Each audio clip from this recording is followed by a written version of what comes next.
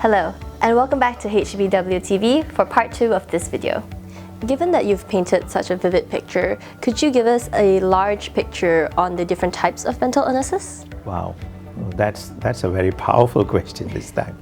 Now, mental illness, like all other illnesses, is a significant type of illness.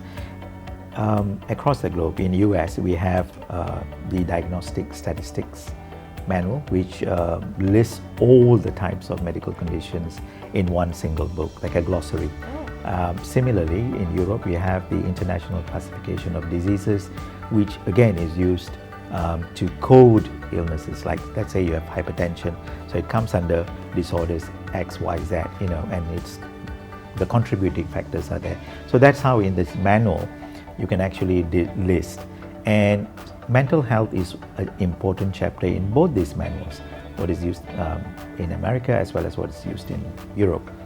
Now, if you look at the types of mental illness in each of these manuals, there are roughly about 300 different types of mental health problems that is recognized officially as a mental health problem.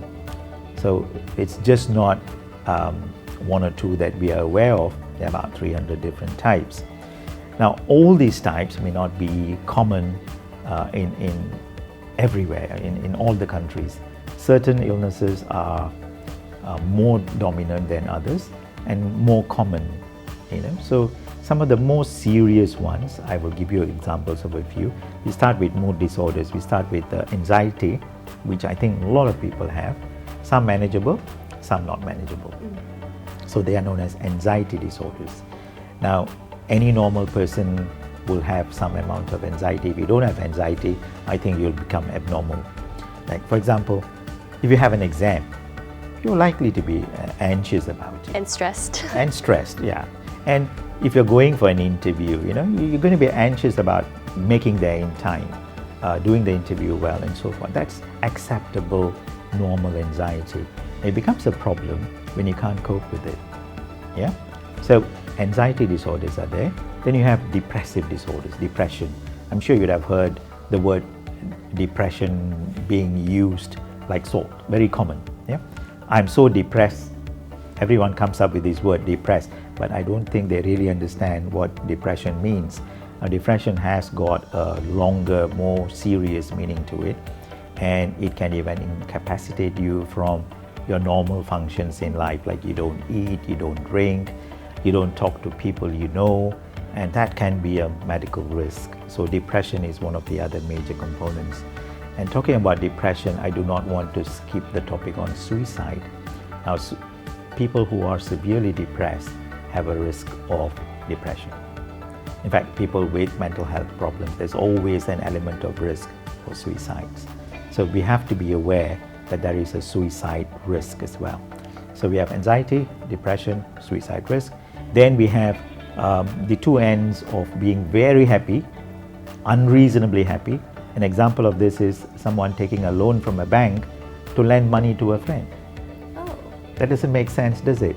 But this is what happens when this person is extremely happy.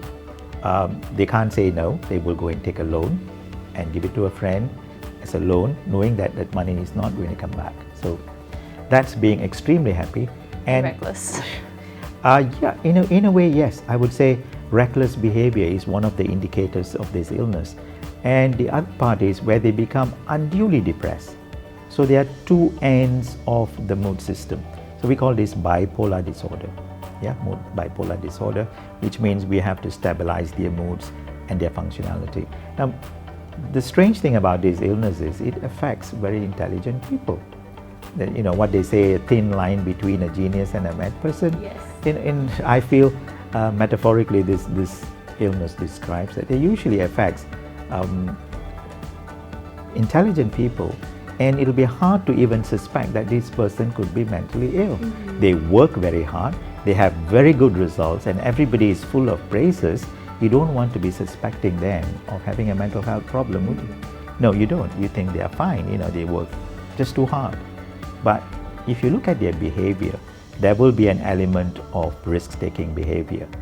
And there is this element of being unrealistic in some of the expectations. That's when the cookie crumbles, they say, people start noticing that this person has gone overboard. Now, this is a serious health problem as well. But some of the other problems are unreasonably being angry, yeah, like our road rage problems. It comes under, it may fit the anger management issues. Then you have another issue that's very common is eating disorders, which is again quite unheard of maybe 30 years ago in Malaysia, but now it's becoming more in common. People, anorexia, bulimia. Yeah, it's kind of obsessive habits where they have a body image problem. They may be underweight, but they will claim to be they're put on weight, and if you show them what their weight is, they still will not believe. And then there are others who can't control eating. Of course, Malaysia being one of the best places for food, who doesn't like food? But it's overweight and being obese, and yet they can't control. And I know now it's fashionable to have a gastric procedure where they go for a surgery so that they don't eat less and they lose weight. Now that's become fashionable now. So it's again another of those disorders which not seen, but it is there. But one of the most worrying and problematic things is our substance abuse. Addictions, yeah, either to alcohol or drugs can be one of the other major mental health problems. Last but not least is one of the most severe, sad conditions known as schizophrenia. Now, schizophrenia again is a huge umbrella. Under schizophrenia, you can have obsessive traits, depressive states. As I say, it's a mothership. And there can be clusters of other small illnesses tied up to it, like post-traumatic stress disorder, obsessive disorders, eating disorders. So I always say when you talk about schizophrenia, it's like talking about a spaceship, like a mothership, and you have what we call cluster symptoms. So you can have a cluster symptom that never progresses, stays there, and that's the end of it. But let's say you have a genetic downloading of schizophrenia, it can progress to developing other symptoms, other types of illness, and eventually cascading as schizophrenia.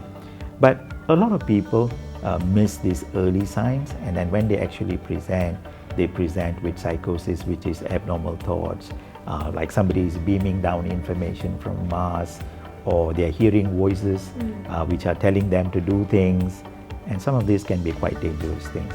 So schizophrenia, one of the most worrying of all the illnesses, can be the other major example.